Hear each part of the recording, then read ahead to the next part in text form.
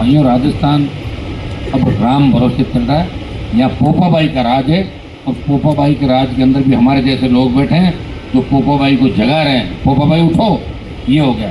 पोपाबाई तो 15-15 दिन पी के सो जाती थी, उनको पता ही नहीं था पोपाबाई कि पोपाबाई जाग उठा रहे हैं। पता नहीं कैसे मुख्यमंत्री बिठा दिए राजस्थान। हमने तो कभी नहीं सोचा कि हमें ऐसे दिन भी देखने पड़ेंगे राजस्थान के अंदर कि ऐसा तो विपक्ष मिलेगा और ऐसे मुख्यमंत्री मिलेंगे। लेकिन हिम्मत नहीं हारनी है, मैदान छोड़ के नहीं भागना है, डॉक्टर साहब की तरह उनके पास जाकर नीचे नहीं बैठना है, हमें लड़ना है, लड़ाई जारी रहेगी। तैयार डॉक्टर साहब एक खिटा करके ला के बैठा दिया, अब मंत्री करके बैठे, बोलो मुझे मंत्री पद का लालच नहीं, तो छोड़ दो, मेरी लालच नहीं, मना किसने किया? और अब के बार इस्तीफा दे दो, स्वीकार करा देगा आप 2 घंटे में, चलो दो भाई जी।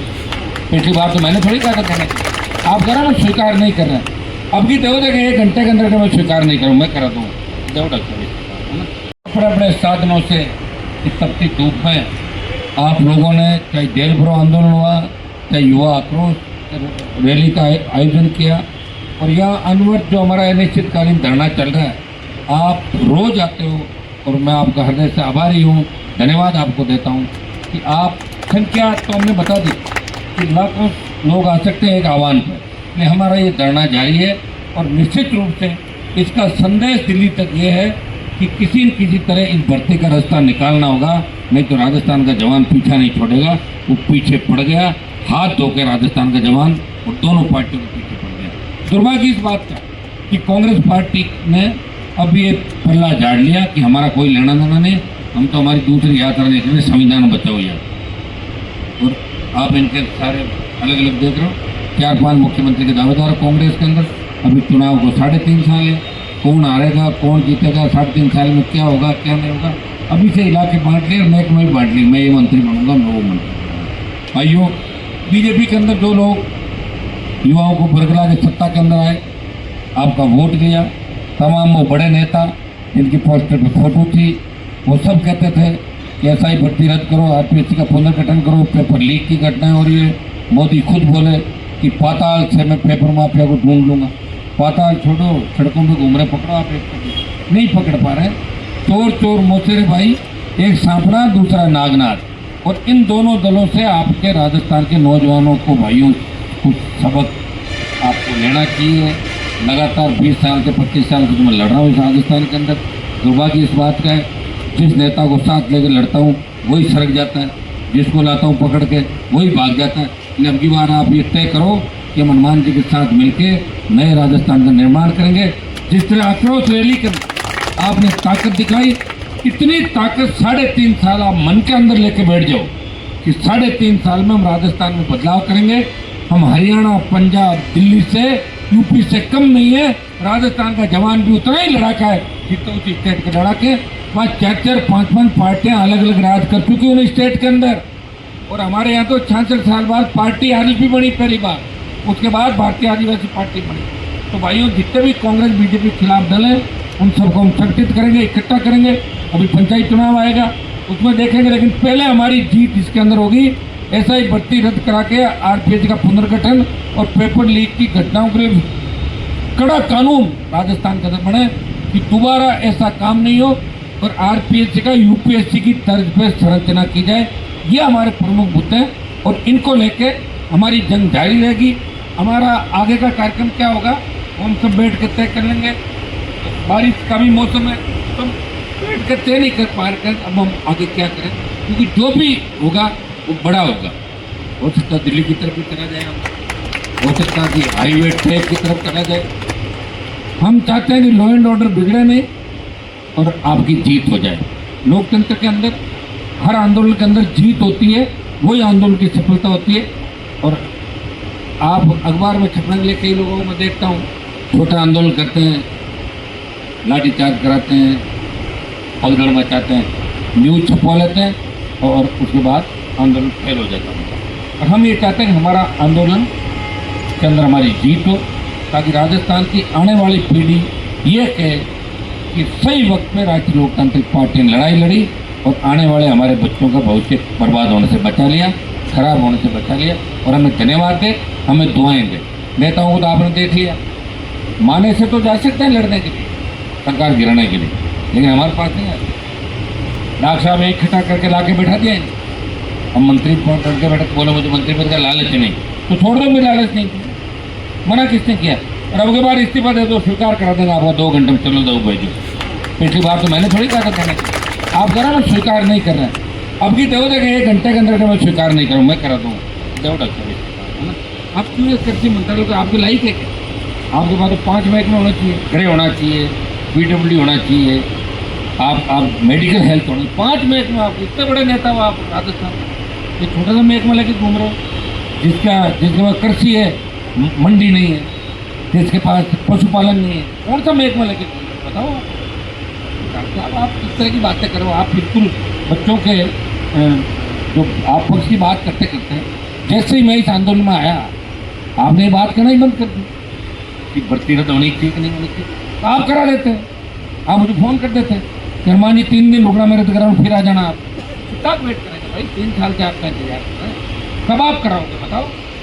और आप ये गलतफहमी भी निकाल रहे, यहाँ इस प्रदेश में एक से एक लड़ा के आते रहे जाते रहे, कोई फर्क नहीं पड़ता सही कौन लड़ रहा है, गलत कौन लड़ रहा है, कौन सही वक्त पर छोड़ के जाता है और कौन सही वक्त पर आता है। इस राजस्थान के प्रत्येक जवान को पता है और प्रत्येक जाति को पता है कि लड़ाने का काम कौन करता है, बिगाड़ने का काम कौन करता है।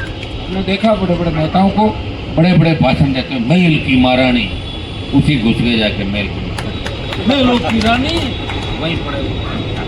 अरे ये लड़ रहे हैं, महल की महारानी को बता दिया कि राजस्थान के किसान के बेटे इस महल की महारानी को भेज दिया 7 समंदर पार। क्या किसी ने सोचा था कि वसुंधरा की ये स्थिति होगी, भजनलाल का अवतार होगा? सोचा क्या 2 साल पहले किसी ने?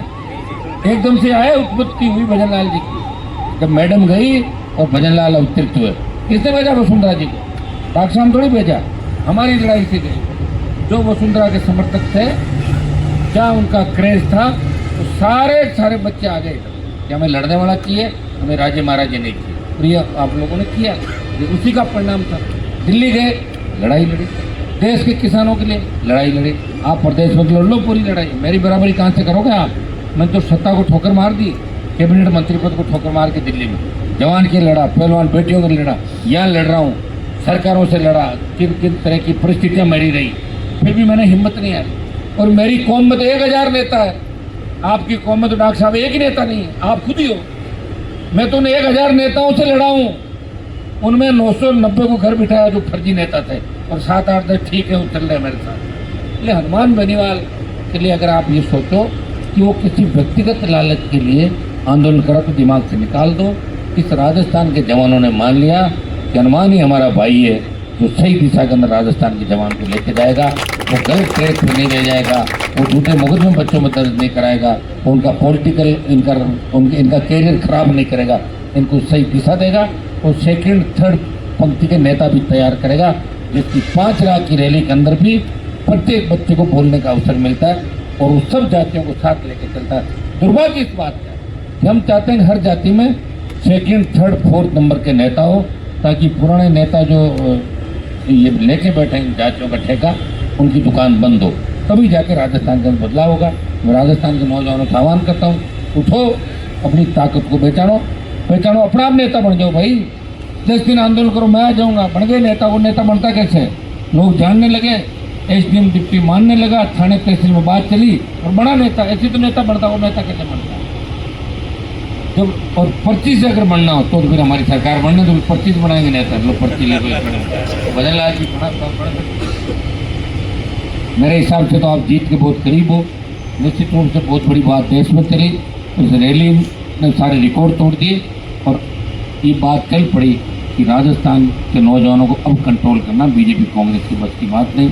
जिस तरह भजनलाल जी की हंसी उड़ रही है रोज़, जिस तरह की वो हरकतें कर रहे हैं, जिस तरह का व्यवहार लोगों के साथ कर रहे हैं, पूरे ब्यूरोक्रेट खिलाफ, पूरे नेता खिलाफ, जिस तरह कांग्रेस झूठों में बंटी हुई है, तो भाइयों राजस्थान अब राम भरोसे चल रहा है।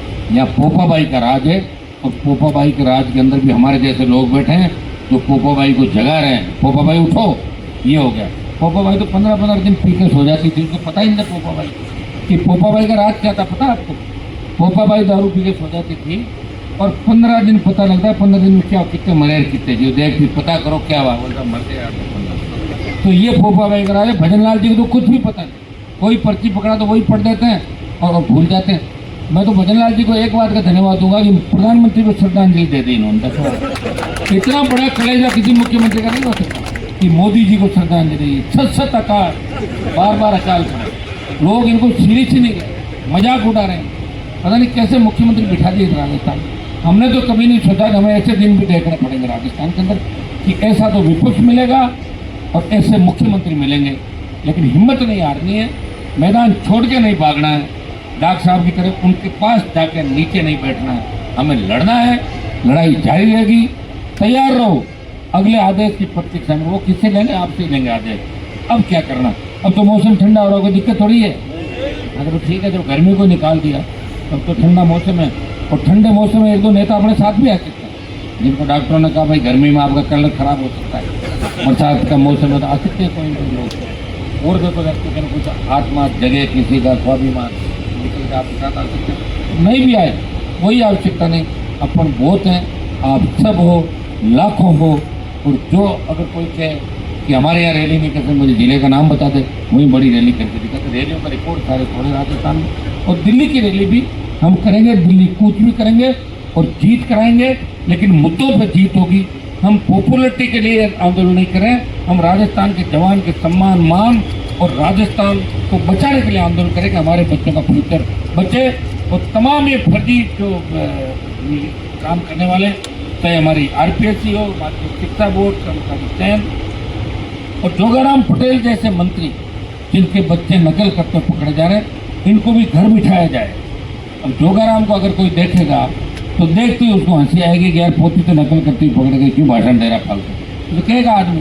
तो भाइयों ये कोई कानून और न्याय ऐसे नहीं करता। कुछ अधिकारी भी बना विधानसभा का रोड चेक करेगा, बिठाएगा सिस्टम।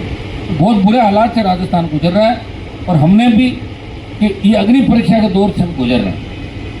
लोग हमें क्रेडिट देना नहीं चाहते, मैंने कहा मत दो मुझे, अलग से आप बात कर लो, दे दो, वहाँ चले जाएंगे बच्चे, इनको ले जाओ संघर्ष समिति में, तो कह रहे भर्ती रद्द करना कर दो, धन्यवाद दे देंगे उसको, इसने रद्द की इनको धन्यवाद दे देंगे। सच तो बोलता ही आदमी, हर आदमी बोलता है। तो भाई लेकिन लड़ाई तो हम ही लड़ रहे हैं और इसको मानना ही पड़ेगा युवा सबको कि तपती धूप में भी लड़ाका बैठा हुआ, ये तो मानना ही पड़ेगा।